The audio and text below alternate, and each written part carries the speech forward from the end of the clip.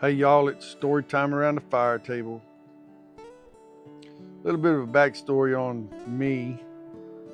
I worked for a taxidermy shop back in high school, part of the half-day program.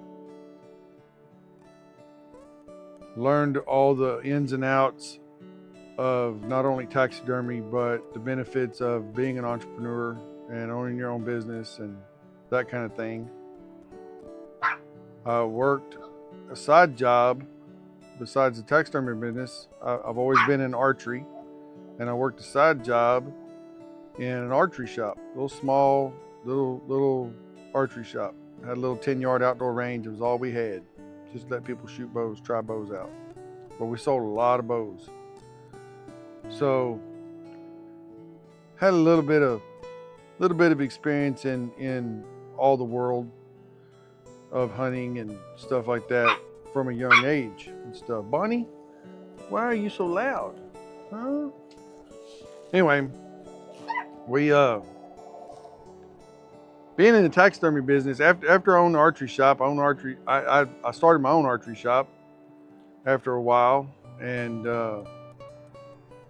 went to work for another taxidermist, had my archery shop in his shop, and then moved out of there and had it in another shop, and met a lot of wonderful people, and did a lot of shooting, a lot of 3D tournaments stuff. Got wild stories about them 3D tournaments that we did and stuff. I mean, I've shot tournaments from all over Texas to Georgia to, I think we even went out to New Mexico one time and shot. So I've been in it for a long time, done a lot of shooting, a lot of hunting, a lot of fishing, a lot of everything. But being in the taxidermy business, I started my taxidermy business because after I quit the archery shop, I went to work in a machine shop, and wearing those steel-toe boots and climbing up and down those machines and being on that concrete all day, I developed a skin disease on my lower legs. And the doctor told me, he said, you need to get off that concrete and out of them steel-toe boots. So I said, okay. So I fell back on the one of the things that I knew, and that was taxidermy. So I started up a taxidermy shop business and grew it up to be pretty successful. I mean, we live week to week just like everybody else. I don't call it a small business, it's a micro business. And did okay. Paid the bills, raised my boys. That's all that mattered to me. So being in the taxidermy business, you get to meet a lot of folks. You get to do a lot of cool things. And one of the things that we have down in our area is a lot of alligators.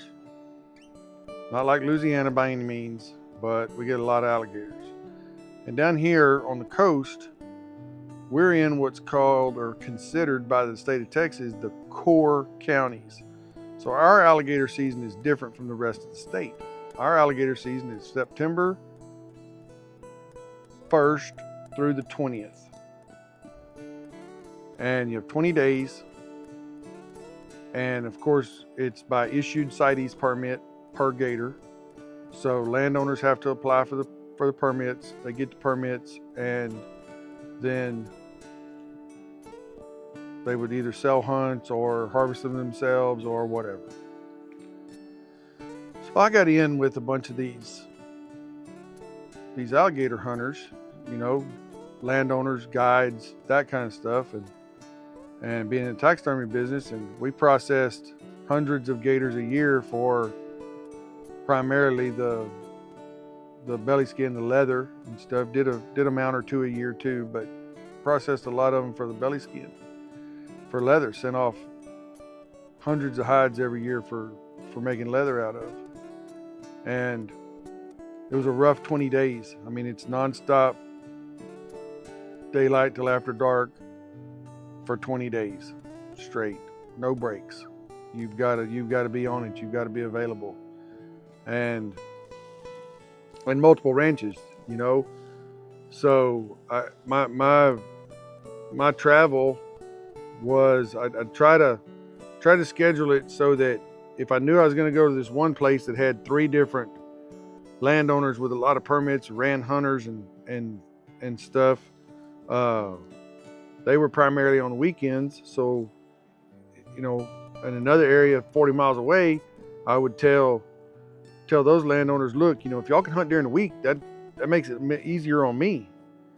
And so I don't have to leave down there at dark, go by your place, pick up all of your gators, and then take them back to my shop, put them in a walk-in cooler, and then, you know, or skin them that night or whatever, because I got to go back down here tomorrow, you know, for the weekend. I got stuff to do. So it's easier if y'all hunt during the week and let these paid places, you know, paid hunters come in on weekends. So it worked out, you know, and you know, there's a lot of perks to it too. Even though I've lived down here all my life and been involved in all these things and everything, that was, you know, I got to go on my first airboat ride. Never been on an airboat before. That was fun. Got to go chase gators and pigs all around the marsh down at the bay, and so that was a good time and stuff. But I'll tell you this one little story about this alligator. That one hunting camp down there, they ran airboats and hunters out of, and they had a little camp up inland on the edge of the river. And that's where I would set up to skin gators. And they would literally bring them in by airboat to the dock, which was about, I don't know, a quarter mile down the road. And they would use a bobcat to bring them up to where I was, which worked out really good because I had a big old wooden picnic table set up there where they could just dump them gators over onto that picnic table, and I could skin them without having to get down on the ground. And so he brings about a 9-footer one day, and we slided off that bucket in onto that table, and he's like, this one was like 100 yards from the boat ramp, man. He said, this gator ain't been dead but, you know, 30 minutes. I said, okay. So I don't know, you know, if any of y'all know, you know what that means. So I get my knife out, get it sharp. It's gonna be for the belly skin, so you're gonna cut down both sides of the hornback and then keep the belly intact. So I stick that knife in that gator, and that gator stands up on that table. I mean, it's just nerves, you know.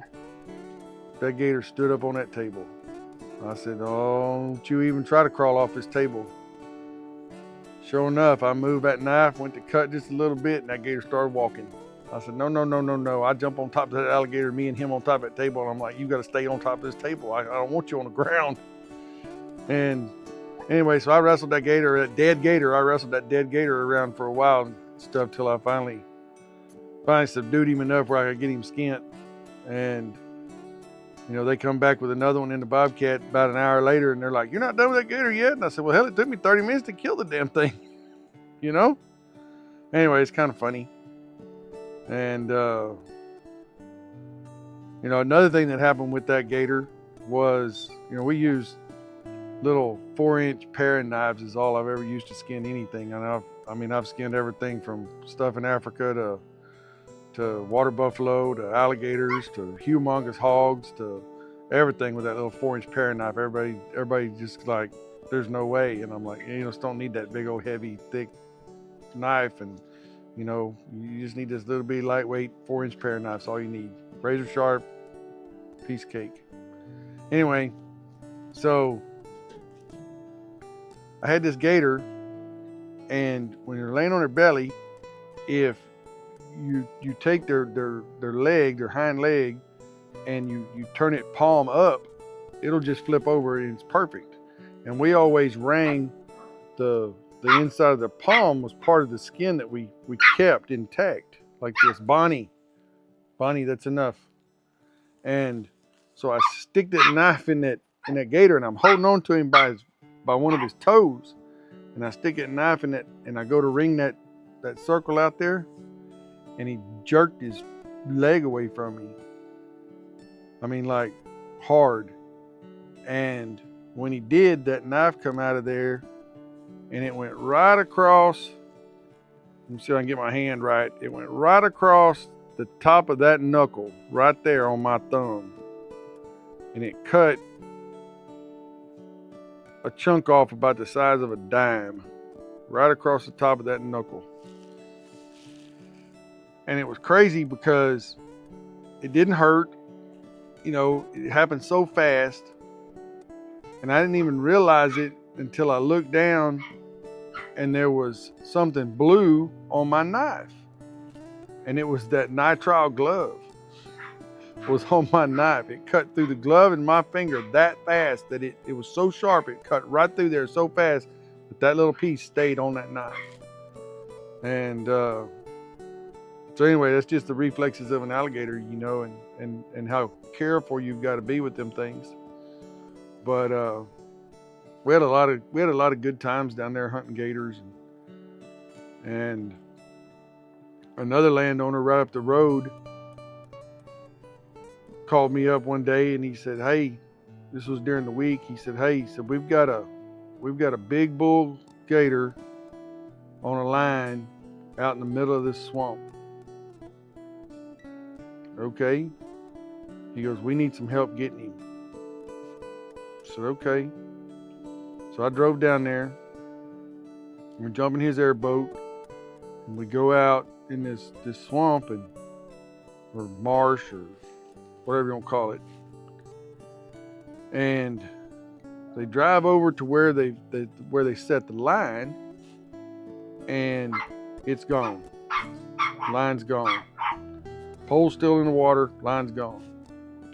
I said, "Okay, you gotta explain what's going on here." He said, "Well," he said, we figured that we didn't know how we were gonna anchor him in place out here in the middle of this open water.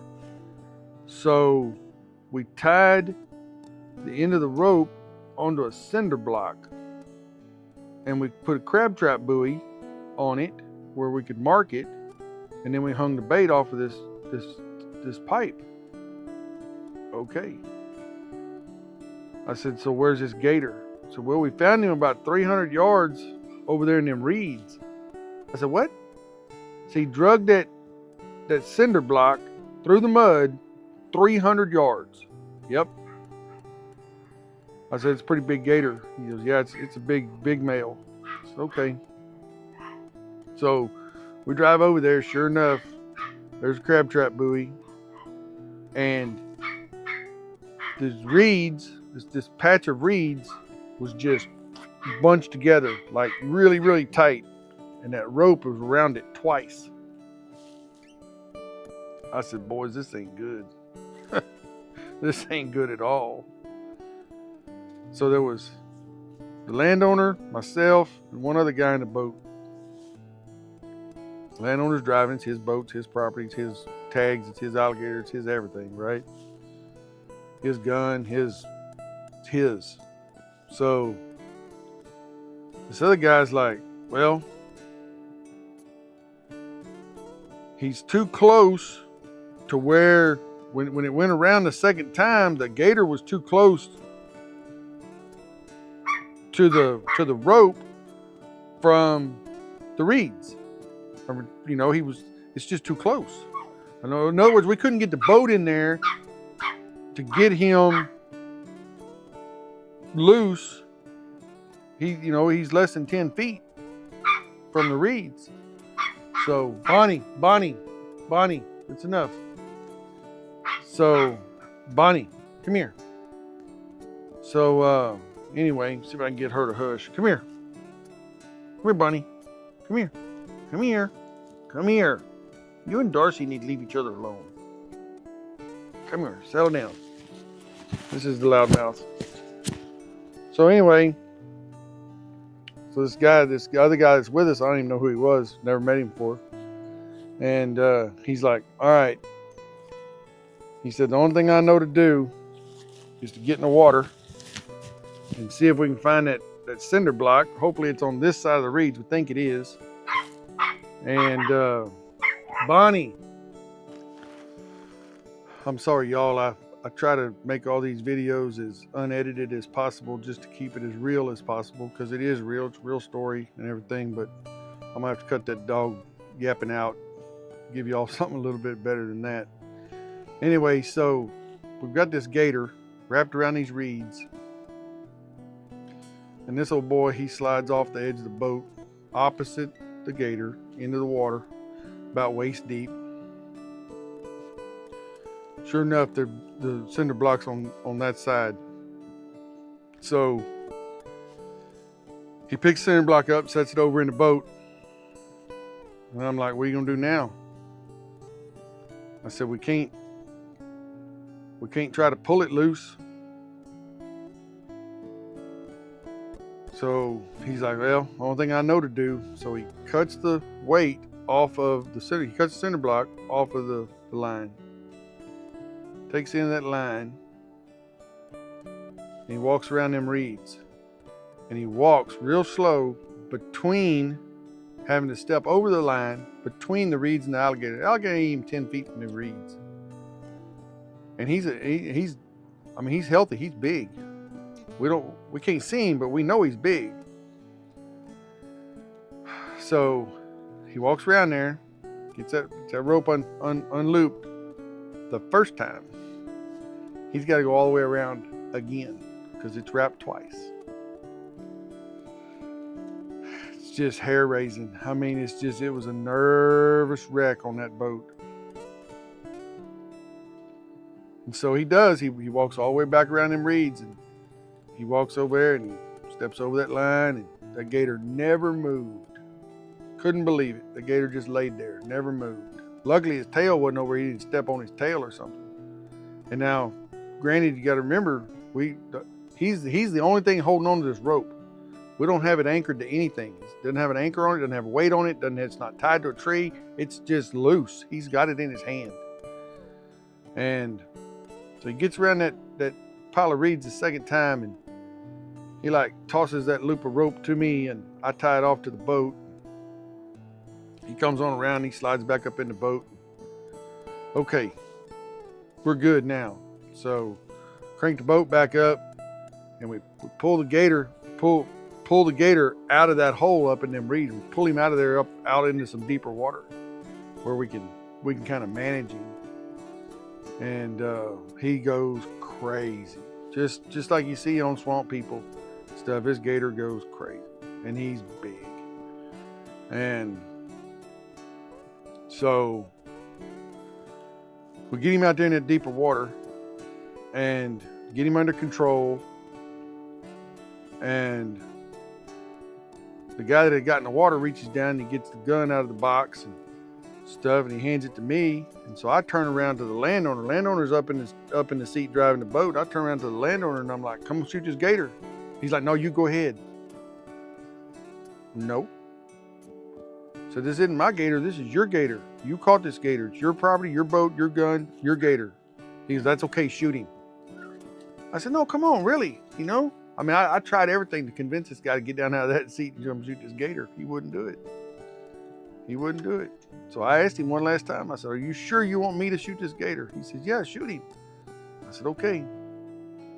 So we got him pulled up there. I leaned over the boat, dispatched him, everything. We got him in the boat, got him back up to the dock, and put a tape on him. He was 12'3", and pretty good gator. Biggest gator I ever shot myself or for somebody, or, you know, with some of my, you know, I worked for a lot of different hunters where we just run lines trying to fill tags, just like you see it on Swamp People. You know, we're just out there trying to fill all these gator tags, and you know, we shot a lot of 7-8 footers, and you know, 12'3" is the biggest one we ever shot.